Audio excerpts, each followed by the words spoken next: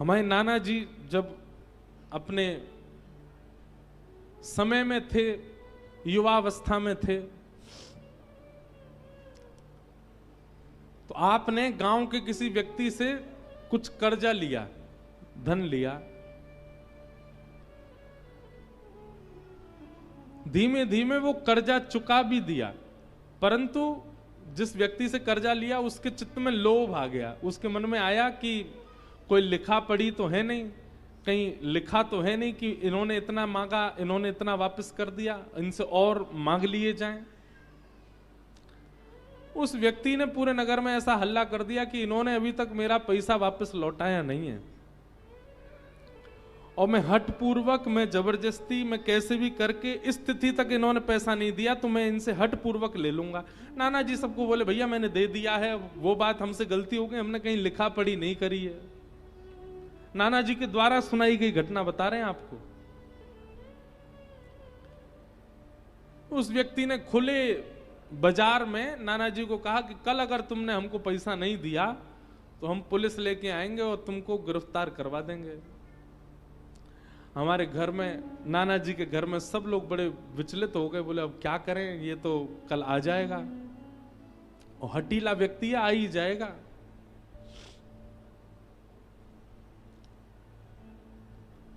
हमारे नाना जी कहते हैं, वो लाला मैं नारायण कवच को पाठ कर रहे हो, ओम हरिवृद्ध्यान मम सर्वरक्षाम नस्तांग्र पद्म पदगेंद्र पृष्ठे दरार चर्माम सिगदेशु चाप पाषाण ददानुष्ट गुणुष्ट बाहु जलेशु माम रक्षत मूर्ति। इतना सुंदर है नारायण कवच। बोले मैं नारायण कवच को पाठ कर रहे हो, और वही समय वो कछु सिपाही को लेकर के, कछु हवलदारन को लेकर के घर में आयो, और मैं बीच आंगन में बैठ के संध्या वंदन, गायत्री उपासना और नारायण कवच कर रहा था। मैंने कि फिर? नाना जी कह रहे वास्तव में घर के सब लोग तो मैंने खेत पे भेज दिए, मैंने कि कोई दिक्कत होएगी आप सब चले जाओ, मैं अकेलो घर पे बैठो अपनी संध्या वंदन कर रहे हो। वो लाला मैं सांची बता रहा हूं, पूरे घर में घूमते रहे सबरे सिपाही और वो व्यक्ति, वाकई सामने बैठा हूं मैं, फिर भी मुंह को देख नहीं पा रहे हो है। वाकु यूं लग रही है कि ये कृष्णलाल जी गए कहां, बोले जबकि मैं सामने बैठा हूं और मैं नारायण कवच को पाठ करते करते मन में विचार कर रहा हूं कि ये पूरे कमरान में खोज खोज के देख रहा हो, छत पे जाके देख रहा हो, नीचे मैं तो यहीं बैठा हूं, ये मुंह को उठा काहे को नहीं रहे, और आपस में सब चर्चा कर रहे हैं ये कृष्णलाल कहां चलोगे हो, ये कृष्णलाल कहां चलोगे हो। और बोले मैं बीच में बैठ के सबको देख रहा हूं।